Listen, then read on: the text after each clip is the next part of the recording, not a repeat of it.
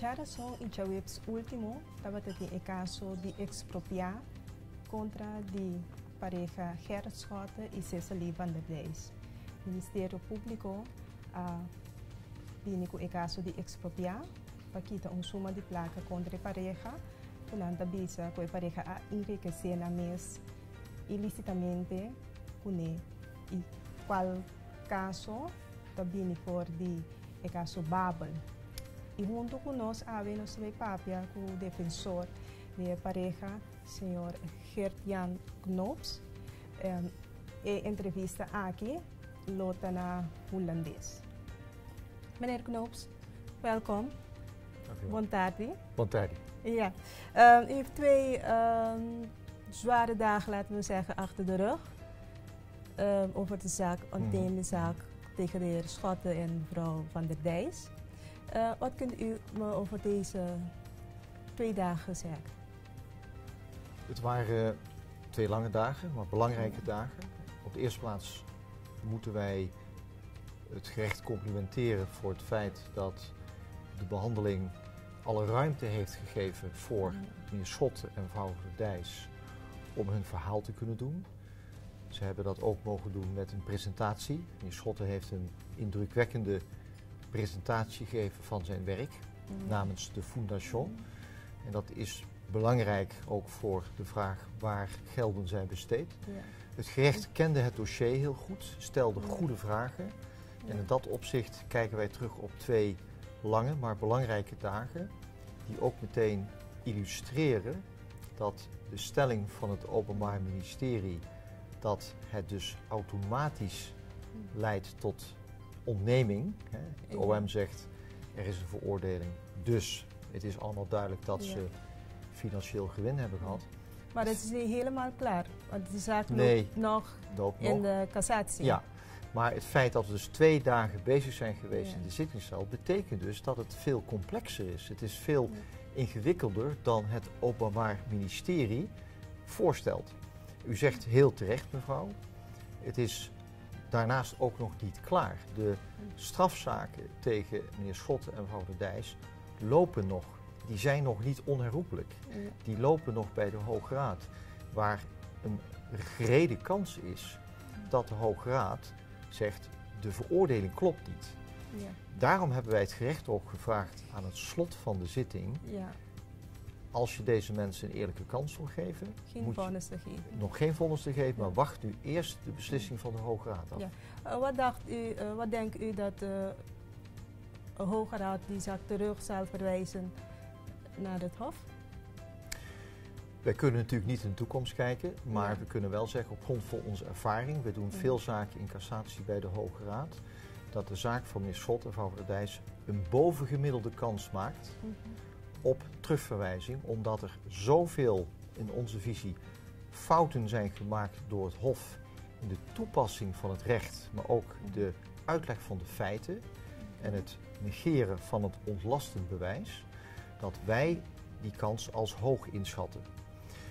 En daarom hebben we het gerecht ook gisteren bij de afsluiting van de ontnemingszaak gezegd, wacht nou eerst eens die uitspraak af. Want wel beschouwd, u bent er gisteren bij geweest, heeft het OM eigenlijk maar 1 argument in die dagen naar voren gebracht. Namelijk, ze zijn veroordeeld, dus hebben ze financieel gewin. Ja. Nou, wij hebben aangetoond dat dat een onjuiste voorstelling van zaken is.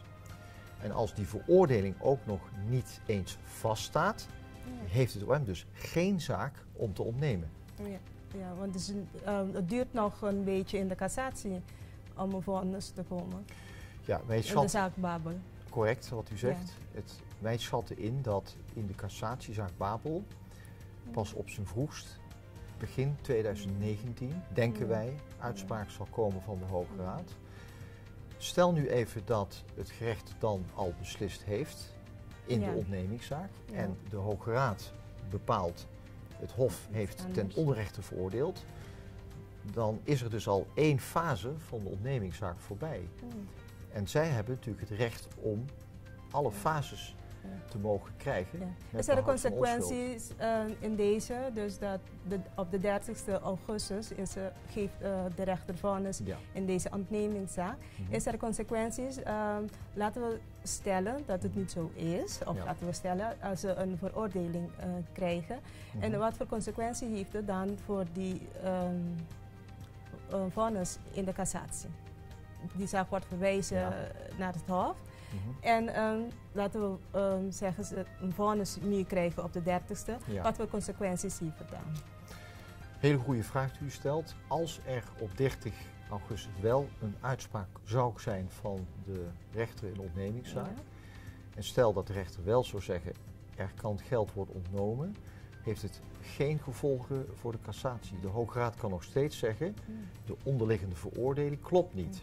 En dan ziet u direct het gevaar.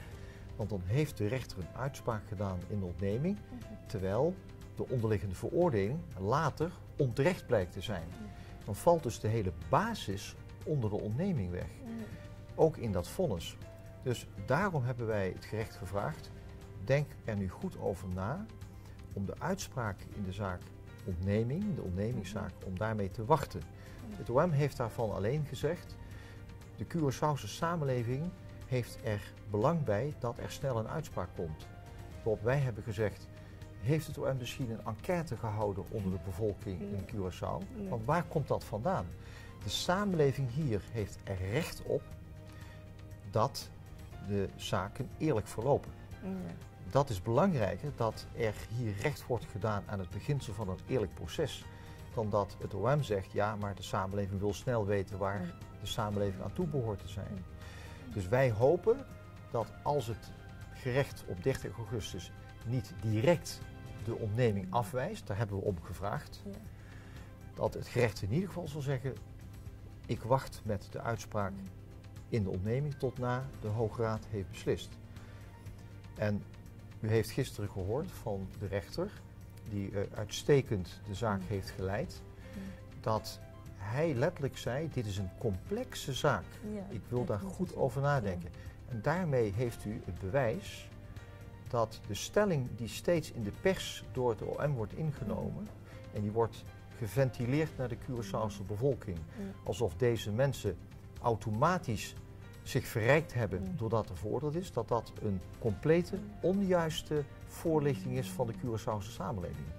We hebben gisteren aangetoond met bewijzen, met wetenschap, met rechtspraak, dat het niet automatisch is dat iemand die veroordeeld is, zelfs als je daarvan uitgaat, dat is hier nog niet eens aan de orde, dat zo iemand automatisch persoonlijk gewin heeft.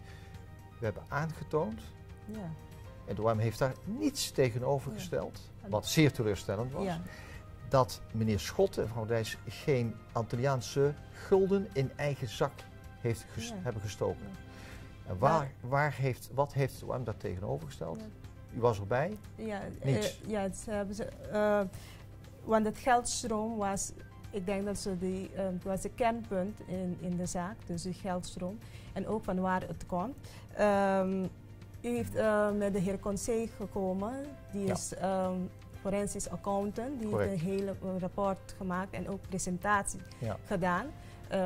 Om allemaal te illustreren hoe is het verlopen met het geld enzovoort. Er is toch niet zoveel erover diep erin gegaan van OM-zijde. U zegt het heel goed, mevrouw. Kijk, in deze zaak heeft het Openbaar Ministerie jarenlang onderzoek gedaan, zegt men. Wat is er uitgekomen? Niets. De verdediging heeft een forensisch accountant ingeschakeld, al 2 jaar geleden. Die heeft alles onderzocht wat te onderzoeken valt. Alle stukken, alle administraties van iedereen en alles. We hebben zelfs de rapportages hier van de Rijksaccountantendienst over de MFK gekregen. Daaruit komt naar voren dat er niets illegaals is gebeurd. Dat de geldstromen volgens de gangbare economische normen zijn gegaan. Zelfs transparant en logisch en bedrijfseconomisch verantwoord. Daarmee is aangetoond dat er ook geen Antilliaanse euro privé is genoten door meneer Scholz, mevrouw van der Dijs. dan zou je verwachten, als je met dit soort argumenten komt, dat het Openbaar Ministerie zegt, hé, dat klopt niet, wij komen met onze eigen deskundigen. Er is niet één deskundige van het OM geweest die de stukken van ons, de bewijzen, heeft weersproken. Sterker, het OM heeft stellingen ingenomen over belastingplichtigheid, die aantoonbaar volgens ook fiscaal juristen hier in het land, maar ook buiten Nederland of buiten Curaçao, onjuist zijn. En dan moet je toch de vraag gaan stellen, wie moet je nu geloven? Meneer Scholte, mevrouw Dijs of het OM? Ik denk dat het antwoord voor zich spreekt. En u heeft volkomen terecht gezien dat het Openbaar Ministerie ook in de tweede ronde, na de pleidooien gisteren, eigenlijk nog steeds niet inhoudelijk met de reacties gekomen. Ja. En er was ook iets van die NV, het verschil tussen NV's, Limited en ook die SPF. Ja. Dat heeft heel veel benadrukt. Kijk, gebruik. Het is jammer en ik denk dat dat toch ook alarmerend is voor alle ondernemingen hier op Curaçao. Ja. Het OM denkt kennelijk, iemand die een onderneming heeft, een NV drijft of een BV of daar in de directie zit of aandeelhouder is, dat automatisch het geld dat ten goede komt van het vermogen van zo'n rechtspersoon, zo'n onderneming, automatisch privégeld is. Dat is wat ze gisteren de rechter hebben willen voorgehouden. Dat is natuurlijk, als je kijkt naar het ondernemingsrecht, en kennelijk is het Openbaar Ministerie daarin niet goed geschoold, maar als je kijkt naar het civiele recht en het ondernemingsrecht, is het echt zo dat een onderneming heeft een eigen vermogen. Een MFK bijvoorbeeld heeft een eigen vermogen. Een SPF heeft een eigen vermogen. Zo kunnen we doorgaan. Als geld in dat vermogen van zo'n onderneming komt, is dat geld van die onderneming, niet van die privépersoon. Of de persoon die in het bestuur zit of aandeelhouder is. Nou, we hebben aangetoond dat de gelden die hier zijn gebruikt, die zijn uiteindelijk ten goede gekomen van het vermogen van ondernemingen. Nee. En dat daardoor niemand privé zich verrijkt kan hebben. Nou, dat is een heel belangrijk argument. Het Openbaar Ministerie heeft dat niet weersproken. Heeft uiteindelijk in de laatste termijn, na 6,5 jaar, toen wij daarmee kwamen, daar een argument van opgeworpen dat eigenlijk geen enkele steun vindt in de wet of in het recht. Maar het geeft dus aan dat het Openbaar Ministerie in onze visie dus totaal geen inhoudelijk argument heeft gebracht. Alleen maar de stelling, ja, we moeten eigenlijk door die MFK heen kijken, want dat is meer Scholte privé. Maar zo werkt het natuurlijk niet in het ondernemingsrecht. En zo is het ook feitelijk niet gebeurd, want MFK had een eigen structuur.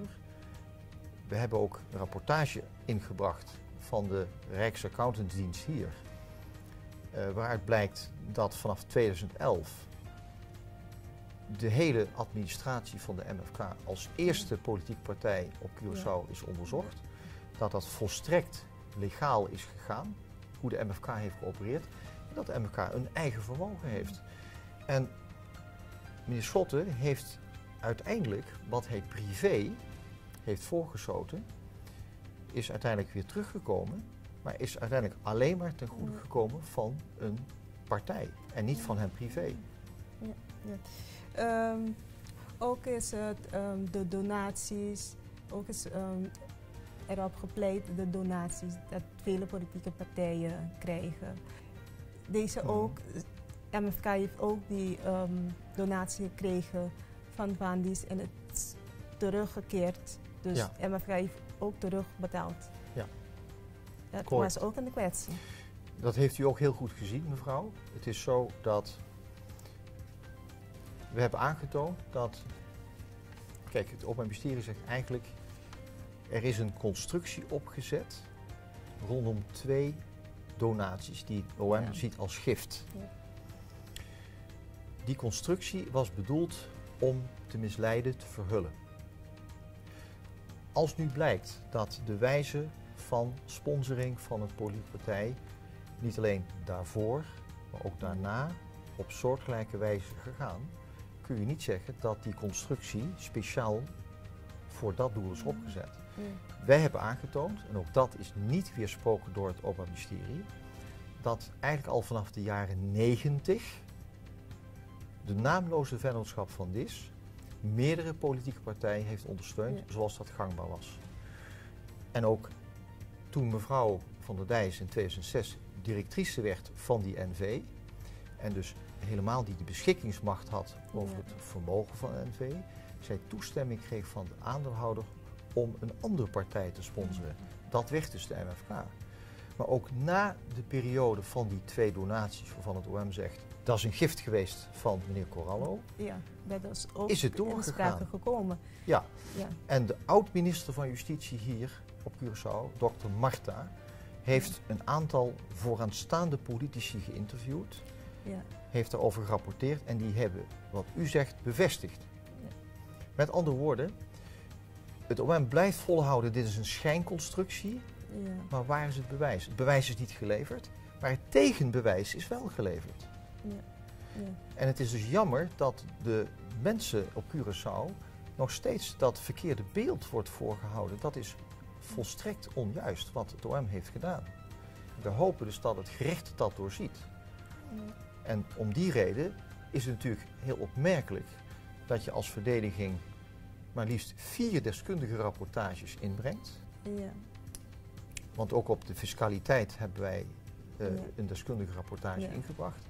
En het OM daar tegenover geen enkel argument stelt. Dat geeft te denken. Ja, het was ook opmerkelijk dat niet is ingegaan. 2 dagen, wat is uw visie voor de zaak? Als u het mij vraagt, ik ben natuurlijk advocaat, maar ik ben ook wetenschapper. Ik ben ook professioneel in staat om mijn eigen handelen, mijn eigen werk kritisch te bekijken. Wij bespreken dat ook in een team van advocaten. Ik heb dit niet alleen gedaan, maar we hebben met een team van ons kantoor en ook deskundigen van buiten, forensisch deskundigen, deze zaak behandeld. En als wij als professionals naar deze zaak kijken, dan zeggen wij, er is geen basis voor ontneming. Er was al geen basis voor veroordeling, maar goed, dat ligt in handen van de Hoge Raad. Wij vertrouwen erop dat het gerecht inderdaad de argumenten van het OM doorziet, omdat het eigenlijk non-argumenten zijn. Ik kan natuurlijk, zoals velen, niet in de toekomst kijken, maar ik heb wel vertrouwen dat het gerecht hier tot een beslissing komt die de enige juiste kan zijn. Namelijk dat de onderliggende veroordelingen van meneer Schot en mevrouw de Dijs nog niet automatisch betekenen dat ze zich persoonlijk hebben verrijkt. Nog even afgezien van het feit dat die veroordelingen nog steeds niet onherroepelijk zijn. Zelf heb ik nu meerdere malen hier in het land mogen optreden als advocaat. U weet, wij moeten daar speciaal toestemming voor vragen als Nederlandse advocaat. Dat is altijd een bijzondere eer om die toestemming te krijgen. Ik heb dus wat meer ervaring opgedaan met de rechtspleging hier op Curaçao. Ik moet zeggen dat de wijze hoe de ontnemingszaak de afgelopen dagen is behandeld door het gerecht, dat alleen maar in mijn visie heel correct is gedaan, op een eerlijke wijze is gegaan. Het OM heeft zelfs getracht, zoals u heeft gezien, dat er geen filmpje mag worden getoond van meneer Schotten. De rechter heeft daar anders over gedacht. De rechter heeft de ruimte gegeven aan de verdediging om naar voren te brengen wat nodig is. Dat schept vertrouwen en hoop dat het gerecht inderdaad door eigenlijk, ik noem het maar, de constructie van het OM heen kijkt. Kijk, het OM verwijt de verdediging dat er een schijnconstructie is gepresenteerd, maar eigenlijk is de argumentatie van het OM een constructie, een juridische constructie die volstrekt niet deugt. Die rammelt aan alle kanten. We hebben gisteren laten zien, we zijn aan 1 pilaar gaan rammelen en het hele kaartenhuis van het OM is gisteren, wat ons betreft, totaal in elkaar gestort. Want als wij dan ongelijk zouden hebben, mevrouw, wat zou je dan als Openbaar Ministerie hebben gedaan naar ons pleidooi? Ze hebben 1,5 uur de tijd gehad om na ons pleidooi nog te zeggen, dat en dat klopt niet. Ja. Er is niets, maar dat ook niets ingebracht dan alleen maar veel woorden zonder inhoud. En ik hoop dat het gerecht daardoor heen kijkt en de enige juiste beslissing kan geven. Er is hier geen persoonlijke verrijking. Ja. Dat is door deskundigen vastgesteld, dat hebben we met de rechtspraak vastgesteld, de wetenschappelijke literatuur en ook met de feiten. Ja. Nou, dan kan er wat mij betreft maar één uitspraak kunnen volgen. Daar heb ik vertrouwen in. Ik weet natuurlijk dat soms de werkelijkheid anders kan zijn. Maar wij geloven in de argumentaties die we gisteren hebben gepresenteerd. En ik hoop werkelijk dat dit ook een uitspraak wordt die recht doet aan de feiten. Ja. En dat is dat de ontnemingsvorderingen moeten worden afgewezen, zullen worden afgewezen. Bedankt meneer Knoops. Graag gedaan. En essa aqui estava entrevista corta que nós estava tendo com o defensor de pareja Ger Schotten e Cecily van der Dijs riva o caso de expropriar de contra. Dia 30 de agosto, o eslo duna veredicto ela visa também se está possível e se por elo qualquer decisão elo por tomar promê com esse e também ela visa por quizás dia 30 também por ter qualquer outra decisão, pero dia 30 tem a sentença.